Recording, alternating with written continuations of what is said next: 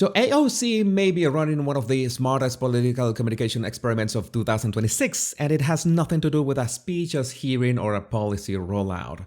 Because for almost 2 weeks, Alexandria Ocasio-Cortez has been documenting the process of freezing her eggs on Instagram. She has shown the injections, talk about the cost, answer questions, discuss side effects, and even explain that she had to give herself fertility medication in a television green room before appearing on ABC's This Week. Now, I want to be careful here. I am not claiming this entire thing was invented by political consultants. AOC says she had been considering egg freezing for years. She publicly mentioned the possibility as far back as 2020.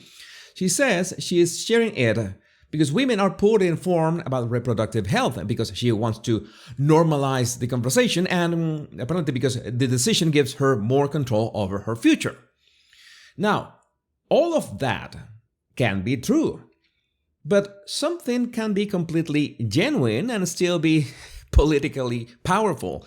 And if AOC is considering a national campaign in 2028, which she has explicitly refused to roll out, this series is doing something for her that 100 campaign speeches could not. It is making millions of women experience her first as another woman and only second as Alexandria Ocasio-Cortez, the politician. So AOC already has enormous political recognition. Her Instagram has like 9 million followers. So her problem is not getting people to know who she is. Her problem, if she wants to become a national candidate, is expanding what people think she is. And for years, opponents have had an easy caricature available. Radical congresswoman, socialist, activist, culture war celebrity, permanent combatant. So her supporters may love those qualities, in fact, but a presidential candidate eventually has to become legible to people who do not experience politics primarily through ideological combat. That is important to reframe. So watch what this is doing. This is not one polished announcement followed by a press release. It is serialized. You get day 1, day 2, another injection, another appointment, another question from a follower, another update about how she feels about this.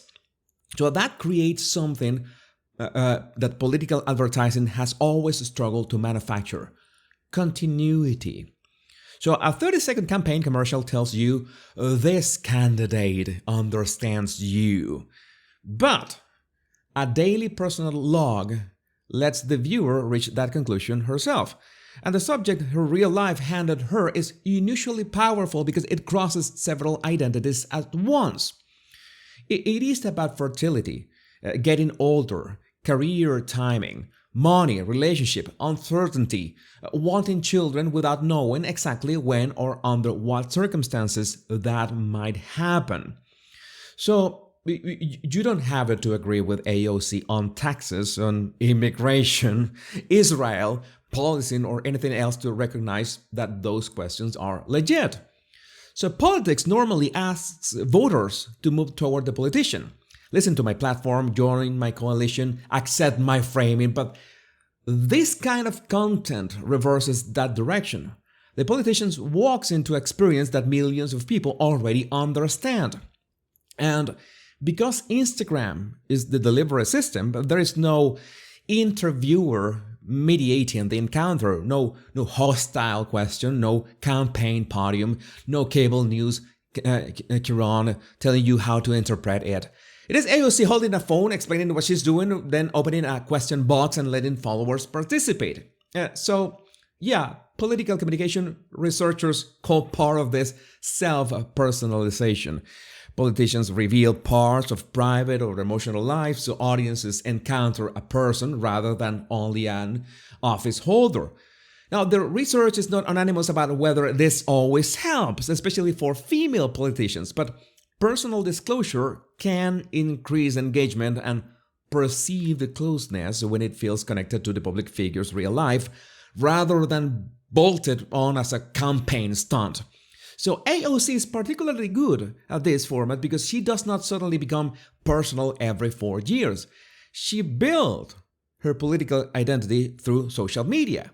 She has cooked on Instagram Live, talked directly to followers, explained congressional procedure, and treated the phone camera as a normal political venue. So when she documents fertility injections, it does not feel like somebody just discovered authenticity in a strategy meeting last Tuesday. No, and that is important because authenticity in politics is not the absence of a strategy. It is the absence of visible strain between the strategy and the person delivering it. That is important. It's an important distinction to make. But there's another layer that conservatives should think about before automatically attacking her for this. The backlash helps her. Because AOC opened this series by essentially predicting that people would be weird about it. Then some people immediately became weird about it. Critics attacked her age, career choices, feminism, motherhood, and whether women are being sold a false promise that they can have it all. Now, politically, that is almost ideal for her. Because the argument stops being, do you support Alexandria Ocasio-Cortez? And it becomes, should a 36-year-old woman be publicly shamed for preserving the possibility of having children later? Yeah, those are completely different questions. And the second battlefield is much more favorable to her, because even some conservatives defended her decision, while Republicans reportedly worried that attacks from the right were counterproductive. So, yeah, this is where AOC's opponents can accidentally perform the role that she has assigned them. You have to take that into account.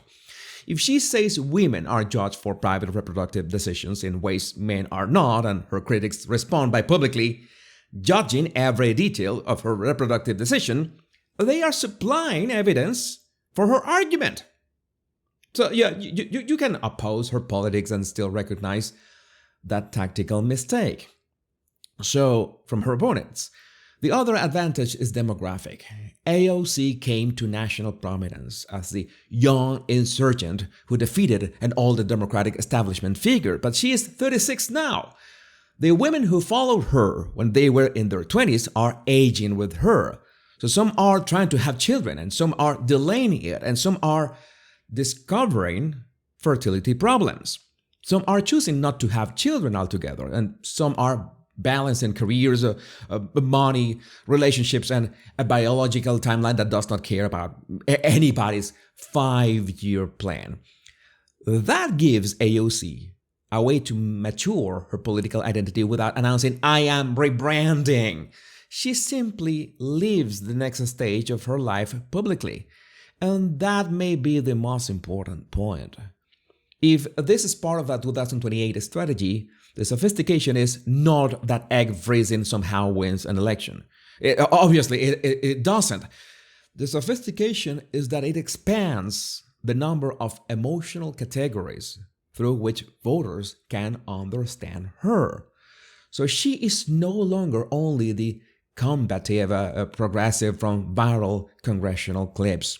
To some viewers, she becomes the woman injecting herself before work, the woman paying thousands for a procedure insurance does not cover, the woman who does not know what her family would look like yet, the woman trying to preserve options while continuing a demanding career. So that doesn't erase ideology. It humanizes the person carrying the ideology. And for a politician with high name recognition and strong pre-existing opinions attached to her, humanization may be more valuable than another million impressions explaining policy. So I wouldn't reduce this to AOC exploiting fertility for voters. That is too easy, and there's no evidence that the decision itself was manufactured for politics, although. But the more interesting analysis is this. AOC understands that modern political power is partly built by creating direct relationships with audiences before asking them for anything. Her egg freezing log does exactly that. It teaches, it invites questions, it creates repetition. It gives followers a reason to check back tomorrow. It exposes vulnerability without making her look helpless. And it allows women with different politics to recognize a piece of their own lives in hers. So yeah, you can dislike Alexandria Ocasio-Cortez and still study her technique. In fact, if you oppose her, you probably should. But let me know what you think about this in the comments. My name is Jesus Enrique Rosas. I'm the Power Pundit. Much love and bliss.